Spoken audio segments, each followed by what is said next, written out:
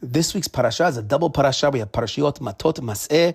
I want to focus in this Dvar Torah on the very end of parashat Mattot, where we have ourselves the story of the Bnei Gad and Bnei Reuven. In the past, we've spoken about the whole incident of the parasha from more pshat perspectives. Be'ezrat Hashem, in this year's Dvar Torah, let's try to get a bit deeper. So we have ourselves two tribes, the tribe of Gad and the tribe of Reuven, the Bnei Gad and the Bnei Reuven. We're going to see their names are going to switch between Bnei Reuven and Bnei Gad, but it seems, according to Chazal, that Bnei Gad were the stronger speakers in the actual story, at least earlier on, and therefore we call them the Bnei Gad and Bnei Reuven, two tribes who come before Moshe Rabbeinu and they make a plea. Say, Moshe Rabbeinu, please, can we stay on the east side of the Jordan? We don't want to enter into Eretz Yisrael proper. We want to stay on the east side. Now, why? So it says the Torah, starts off the whole story. Umikne Rav Hayal Bnei Reuven Bnei Gad Atzum Me'od. Bnei Gad and Bnei Reuven had a lot of cattle. Mikne Rav, there's a lot. Atzum Me'od, they had a lot of sheep, of goats. And at first, Moshe Rabbeinu gets very upset at them because they say we have so much stuff, and since Hashem blessed us with all this stuff, maybe we can, stay on the east side. There's a lot of grazing area for our cattle. We want to stay on the east side of the Jordan. They didn't. So Moshe Rabbeinu looks at them. He says, "What's wrong with you people? You don't want to enter Eretz Yisrael? Don't you remember what happened 40 years earlier with the sin of the spies? The whole generation couldn't make it into Israel. Moshe Rabbeinu himself can't make it into the land of Israel after the whole rock incident, and now you guys have the opportunity to enter Eretz Yisrael. You don't want to enter Eretz Yisrael. Like, what's wrong with you?" But eventually they come up with a compromise. And the Bnei Gad and Bnei Reuven, they promise to fight with their brothers in Eretz Yisrael proper. They're going to be soldiers. They'll be soldiers for up to the whole time. As long as the land is being conquered, we'll be there up to 14 years. They're going to be there fighting. And Moshe Rabbeinu finally agrees to that, but he also takes half of the tribe of Menashe. Menashe was one of the larger tribes on the Pshat level. There was a lot of people over there, but on deeper levels, that we've spoken in the past, Moshe Rabbeinu wanted to make a connection point between the Menashe. If half of Menashe lives in Eretz Yisrael proper, half on the east of the Jordan, maybe this way it'll keep them connected to the main Jewish population in Eretz Yisrael proper. So he sends out half of Menashe to be with Bnei Gad and Bnei Reuven.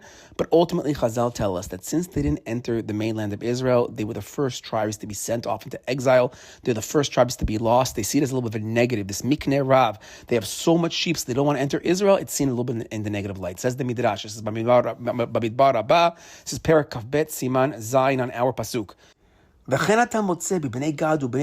so too you find with the tribes of Gad and Reuven, Shayu Ashirim, they were very rich. They had so much cattle.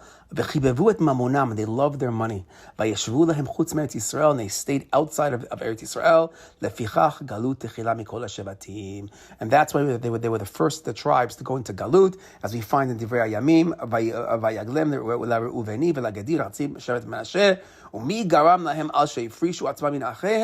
Bishvil kinyanam. He says, and he says, what happened? They're the first ones to go out, and why? Because they loved their money, they loved their sheep. Interesting that the Chatziv Shevet Menashe is included in this negative Midrash. There actually is one other negative Chazal on Shevet Menashe. A lot of the commentators see Menashe joining as a positive thing, but there is one approach that says Menashe, the OG Menashe, was involved when Yosef told him, go chase after the brothers with my silver goblet. He accused them of stealing the silver goblet. He made them say, oh, now we're going to take Benjamin as a slave. We're going to bring him back. And it made all the brothers rip their clothing. So they ripped their clothing. He's now ripping their tribe up in half. So there is a little of a negative in Menashe from an older story as well, but it's a little bit of a kashe story over there because Menashe was just doing what his father said and it was part of Yosef's bigger plan. Okay, tzarich hayud on that. Now, actually, again, last year's Dvar Torah that we put on Spotify, where we spoke about the greatness of Menashe, that really Menashe is a symbol to the future and the expansion of Eretz Yisrael, but it's coming a little bit before its time. Okay. But there's a whole rabbinic discussion about the status of the land of Israel east of the Jordan. So what happens? Moshe finally agrees to the compromise. Bnei Gad, Bnei Reuven, they're living on the east of the Jordan. But is that land holy? Is that holy land? Is that Eretz Yisrael? Did it become Eretz Yisrael now? And also, what about the level of mitzvah observance regarding the mitzvot that connect to the land of Israel? You have the mitzvot Torot Ba'aretz. Is this called Eretz Yisrael? Is it not called Eretz Yisrael? We see from what we've seen until now that it seems to be that it wasn't so much Eretz Yisrael. So if you actually open up the Chida, this is the Chida in the Birkei Yosef, is Orach Chaim Siman Taf Peitet. He has a long analysis of the Rishonim and the Achronim, going through many sources about what is the halachic status of this land. But I want to focus on a Mishnah in Bikurim. This is the Mishnah in Bikurim, Perek Aleph, Mishnah Yud. Says this Mishnah in Bikurim is speaking about what qualifies to bring Bikurim, the first fruits in Israel. You have the first fruits, you have to bring them to Yerushalayim, make them holy, you offer them up to the Kohanim, up to HaKadosh Baruch Hu. Who brings the Bikurim, the first fruits? Says the Mishnah. The Elu Mevi'in, the Korim, these are the ones who come up and they recite the special blessing, the special vidui. They make a declaration thanking Hashem for getting them up unto this point. Who brings it up? So it says, Min ha'atzeret v'ad ha'chag. First off, when? It's from Shavuot until Sukkot. Mi shivat haminim. Also, which fruits do you have to bring up? You're chayav from the Torah to bring up the 7 fruits of Israel. Mi perot shebeharim, from the fruits in the mountains. Mi temarot shebe'amakim, from the dates that are in the valleys. Umi zeitei shemen, and from the olives of oil. Umi ever hayarden, and says the Mishnah, also from the east of the Jordan. So according to the Tanakama, according to the first opinion, the rabbis, the Rabbanan in this Mishnah, also ever hayarden brings bikurim. But then the Mishnah notes a dissenting opinion. It notes the opinion of Rabbi Yossi HaGilili. Rabbi Yossi HaGilili Omer, Ein mevi'im bikurim me'eva hayarden. You do not bring bikurim from the east of the Jordan. She'ena eretz zavat chalav udvash. Because the land east of the Jordan does not have the status of a land of eretz zavat halav udvash. It's not a land of flowing with milk and honey.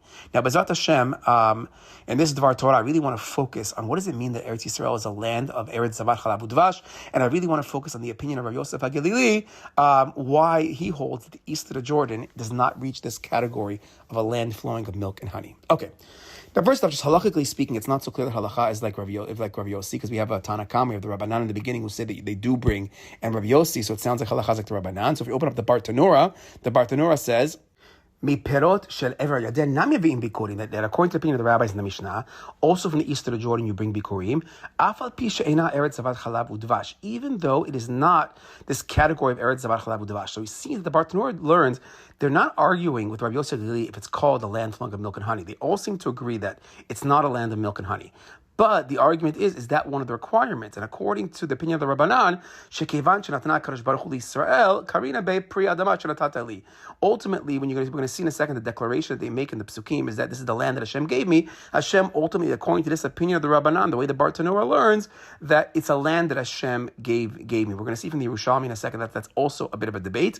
But because the way the Rabbanan see it is that ultimately the east of the Jordan now became holy and became part of the gift from Hashem, or maybe Hashem originally always thought this way, and Bnei Gad and Bnei Reuven were mechaben to the idea of Hashem, depending on how you're learning. But in this case, even though it's not Eretz Zavat Chalav Udvash, you still bring bikurim. Upaleg Rabbi Yossi HaGilili Amar Ein Mevim Bikurim Ever Adam. But Rabbi Yossi HaGilili says no. Eretz Zavat Chalav Udvash is one of the requirements, and Ein halacha Rabbi Yossi HaGilili. And according to the Bar Tanura, halacha is not like Rabbi Yossi HaGilili. But still, even though halacha is not like him, it seems to be that all are agreeing, according to at least the Bar Tanura, that it's not a land of milk and honey. Yet you could say the machloket is how do you define milk and honey, but that's not how the Bar Tanura is learning. Also, I saw in Melechet Shlomo, on his commentary in the Mishnah, he quotes some other Rishonim that the Rabbanan actually totally agree with Rabbi Yossi HaGilili completely on the biblical level, and they say biblically you need Zavat Chalav Udvash, is even further than the Bar Tanura, that biblically the east of the Jordan does not require bikurim, but ultimately the rabbis came along and they rabbinically required it, and that's what the rabbis are talking about. But again, check out the Haidah. The Haidah is a long thing where this does not appear to be the pshat, and he'll go through many opinions over pages and pages over what's really going on over there. But nevertheless, even though it's not the halacha, I still want to understand a little bit better what's Rabbi Yossi HaGilili talking about, and also what is this concept, if categorically speaking, what is the category of an eretz of flowing of milk and honey? Okay, now we should know on a side idea regarding the other laws of agriculture and produce, like truma, ma'asrot. Everybody agrees that east of the Jordan, you're still chayav, and the requirement of milk and honey is only maybe a bikurim law, because the Torah tells us, this is in Parshat Kitavo, when a person brings the bikurim, the owner, the Baal, has to say the following thing. He has to say, Yavienu el hamakom hazeh, that Hashem brought me to this place. Vayiten lanu et haaretz hazot, He gave us this land, eretz zavat chalav udvash. You have to say that Hashem brought us to a land of eretz zavat chalav udvash. Actually, you go on and say, Adonai, and now I bring in the first of the fruit of this land that you gave me. So again, we're saying over again that it has to be a land of zavat chalav udvash. It has to be a land that you gave me. And based on that, Rabbi Yossi HaGilili is saying you can't say that about the east of the Jordan because it's not zavat chalav udvash. That part of the declaration of thanking Hashem is to thank Hashem for actually getting us to this point where we live in a land of milk and honey. Now, if we open up a different midrash on this pasuk in the Sifri, this pasuk in Kitavo, so it also sources Rabbi Yossi Aglili's opinion as we saw in the Mishnah, but then it says a different opinion from Shimon Bar Yochai, because if we look at our two pasukim, the pasukim say, "V'yiten lanu et haaretz hazot," God gave us this land. We're going to declare Hashem gave us this land of Israel, and we said at Reshit Pri Adama Asher Natata Li, and the first of the fruits of this land that you gave me. So we have this concept of this land that Hashem gave me. Latet lanu, says the Midrash, Rabbi Shimon Omer, Prat lev Yarden netalto me'atzmecha. So he says that, from this pasuk of the land that Hashem gave us is totally opposite the Bartanora. Based on this pasuk, the land that you gave me, so this opinion, Rabbi Shimon is saying, the land east of the Jordan was never given. That was not the land that Hashem wanted to give us. That was taken by Bnei Gad and Bnei Reuven. It's not the land that Hashem wanted to give, and therefore, you don't bring fruit, you don't bring bikurim from the land east of the Jordan. So different reasoning. We said again, Rabbi Yosef is saying because it's not Eretz Zavar Chalad Udvash. Rabbi Shimon is saying it's a land that Hashem did not give us. But based on both opinions, they would not bring bikurim on the east of the Jordan. Now, if we open up the Yerushalmi in our Mishnah on bikurim actually fleshes out this machloket, explaining that there actually is a nuance in how you understand different parts east of the Jordan. Bear with me because we're going to have some cool ideas. Says the Yerushalmi. First off, before we get to our topic, Rabbi Yossi b'shem Rabbi Shimon ben Lakish says, Rabbi Yonah, Rabbi Zira b'shem Rabbi Chanina, Shisha asar mil chizor letziporin hen eretz zavar chalav udvash. A different opinion. Do you want to know where the real land flowing with milk and honey is? It's actually only a 16-mil circle around Tzipori. That's the area. Amar Rabbi Yonah says that actually, if you measure it from the way that the crow flies all around, he says then Beit She'an, Minahon. Beit She'an also is counted. That's part of the area of the Eretz Zavat Chalav Udvash. Another one says if you measure how it flies, maybe you can add into there Bikat Ginesar Minahon, the area of Ginesar, the place with the beautiful fruit, the fruit that are like Gan Eden that we find in other sources in Chazal. That is the area of Zavat Chalav Udvash. Mativ and the Rabbi Yonah, but they questioned Rabbi Yonah, what are you talking about? You're limiting Eretz Zavar Chalav Udvash. The pasuk says, Hashem promises, I'm going to take you out of the being poor, out of the deprivation of Egypt. El Eretz Tovar Chava, Eretz Zavar Chalav Udvash. I'm going to take you to a land of flowing with milk and honey. So what are you telling me? Only the 16-mil area, only the small area, like the Galil area by the Kinneret? Even till today, there's beautiful fruits and date palms and unbelievable stuff is growing over there by the Kinneret. But that's the only place that's land flowing with milk and honey. But the pasuk says, Hashem says, I'll take you to this land. He says, no, yeah, he's 100%. When Hashem says, I'll take you to a place of land flowing with milk and honey, I'm going to take you to a place that has areas of land flowing with milk and honey. So he even limits it even more. So according to the simple pshat, and we see the person that's questioning him seems to be all of Eretz Yisrael is Eretz Zavar Chalav Udvash. Others say only the area next to the Kinneret. I was actually thinking of Rabbi Yossi Haglili, who's excluding the east of the Jordan. Where's he from? He's Yossi Haglili. He's from the Galil area. I actually think Rabbi Khan might have hinted at this in one of his Divrei Torah as well.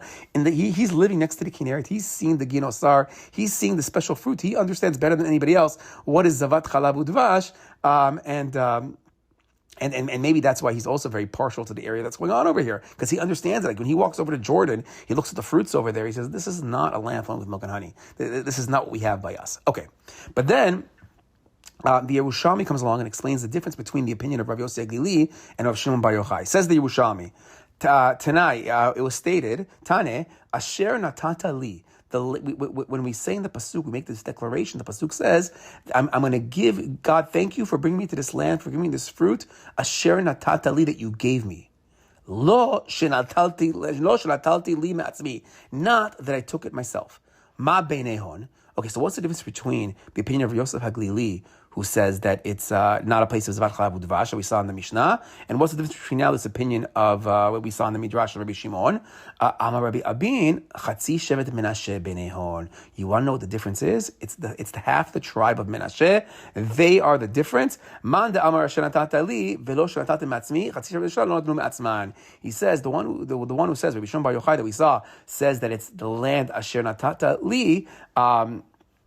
That would be that would exclude Bnei Gad and Bnei Reuven. Bnei Gad and Bnei Reuven, they're the ones who they're the ones who took it on their own. It was their idea. Moshe, give us this land, while Shevet Menashe was put there by Moshe afterwards. So according to that opinion, according to Hashem Bar Yochai, Shevet Menashe is going to the land that Hashem wants them to go to. Therefore, their section of the land could bring Bikurim. Man Amar Eretz Zavar Chalav Udvash, Afilu Ken Ein Eretz Zavar Chalav Udvash. The one who says, Rabbi Yosef Lili, who says it has to be a land of the category of land flowing with milk and honey. So even though Menashe went there by Moshe's desire, it was Moshe's decree to go over there. It was Hashem's idea to go over there. They didn't take it on their own. Nevertheless, it's not categorically Eretz Zavar Chalav Udvash, and therefore Menashe could not bring Bikurim according to Rabbi Yosef Haglili, and that would be the nafkamina between the two. Now, Lanutati, I was thinking, maybe we have a remez in these Bikurim, the first fruits, to another idea that we mentioned a few years ago, that each of the tribes that settled east of the Jordan, we have Reuven, Gad, and even Menashe, they're all Bechorim. They're all firstborns. They were firstborns who didn't get a double portion in the land of Israel. Only Yosef, he receives a double portion because Ephraim and Menashe each get land. And then Ephraim, the younger one, is always seen as the primary one from Yosef. Even though he's the younger, we always know throughout Bereshit, the younger one is always raised above. So it could be that these firstborns, Reuven, Gad, and even Menashe, there was a bit of a critique. There was a bit of where's our land? Where's our expansion? And east of the Jordan, they can conquer whatever they want. It was more like the Wild West, and they were able to have a lot more land if they went out there. Derech Agav, there's another tribe that's also a Bechor. That's the tribe of Dan, because we have the four mothers. We have Rachel, Leah, Bilhah, Zilpah. We also have Osnat, Potiphera, Yosef's wife. So we have one more Bechor, would be the tribe of Dan. And he, in a certain sense, Dan also has a double portion, because the tribe of Dan was officially awarded the area of Gush Dan, the Tel Aviv area, but when he couldn't conquer it, he goes up to the north and he conquers the area next to Syria, the area of Tel Dan today, the area of Leshem, the Golan, and he conquers that second area, and that area is actually very close to the Menashe territory that's in the east of the Jordan, and we see from the Yerushalmi that the Menashe area might have a higher status, so it seems to be that the Dan area probably also would be included in this higher status, because nobody's even questioning it seems to be the Dan area. But so while it's not clear, did Dan take this area by force, or was it Hashem's will originally? A simple read of the Nach would seem like Dan did this on their own. This wasn't part of Hashem's plan. Hashem wanted them to get the area of Gush Dan, of Tel Aviv. They couldn't conquer it. They went up north. It was their doing. Although, if you go back to Bereshit, we have Avram Avinu running to the area of Dan, an area in the north that already is called Dan in the times of Rabbeinu, which might be hinting to the fact that HaKadosh Baruch Hu, God, really wanted all of this area. And again, this area is up in the north, next to the Syrian border, next to the area of Menashe. Okay, it's closer to the Galut. Okay. So if we go back to the Bechors of our parasha, specifically, let's at least at the very least, Reuven and Gad. So we have ourselves these firstborns who now choose to go to the east of the Jordan. They choose not to come to the land of Israel. And because these Bechors don't go to Israel, they ultimately can lose the mitzvah of the Bikurim. So thus the tribes who symbolize the first fruit, the Bechors, don't merit to bring the first fruit of the Bikurim. And Baruch Hashem, Baruch Shekivanti, I found in Sefer Achadut Yisrael from a Rav Asiyag, he also writes this remez as well. Now, I also heard a powerful idea from Rabbi Khan that part of the punishment of Reuven not entering the land of milk and honey, or part of this whole concept, where did this idea come from, maybe has an echo in an earlier mistake of two other infamous members of the tribe of Reuven. We have the evil Datan and Abiram, who come from Reuven, when they were joining in Korach's rebellion. So Moshe tries to get a conversation. Let's sit down, let's make peace. Vayishlach Moshe, they call it Datan v'Abiram, b'nei Eliyav, v'yamru, lo na'aleh. Moshe wants to speak to them, and they say, no, we're not coming up to speak to you, we don't want to come to speak to you. And then they say, Ha'me'at ki hilitanu me'eretz zavar chalav u'dvash lamitinu b'midbar. Is it not enough that he took us out of this land flowing with milk and honey to die in the wilderness? Now, this is major chutzpah. Because what are they talking about? What's the land, Eretz Zavar Chalav Udvash, that they're talking about? It's not talking about Israel. It's talking about Egypt. You took us out of this land of flowing with milk and honey, Egypt? Whoa. Okay, so that's really bad. And there's many opinions in the Rishonim that the followers of Korach actually came. All those members that were part of his rebellion were actually from the tribe of Reuven, And therefore, if they call the land of Egypt Zavar Chalav Udvash, they're giving a slight to Eretz Yisrael. So now our story, when Bnei Reuven come up, there's an echo that they're not zocheh to be in the real land of milk and honey, whether it's from their own free will or their own wrong choice, or the bigger picture. They don't understand the real level of Zavar Chalav Udvash, and ultimately they don't make it in. Okay, but what I want to focus on the rest of the Dvar Torah, we're going to go on to part 2 for this, is a deeper look on what it means that Eretz Yisrael is a land flowing with milk and honey, and what does it mean that Bnei Gad and Bnei Reuven did not go to this land, because there's a question that's bothering me. On a classic level, milk is normally seen as the milk of sheep, of goats, of cows, and honey we know is that of the flowing date honey, devash v'temarim. So, B'ezrat Hashem, what I want to speak about in the next Dvar Torah is if they had all this cattle, if they had all this miknei rav. What is cattle? Cattle is chalav. And they're saying the east of the Jordan was great for cattle. It's great for milk. So they are in a land of milk. So what's really going on over here? So B'ezrat Hashem, part 2, we'll get a little deeper. Shabbat Shalom.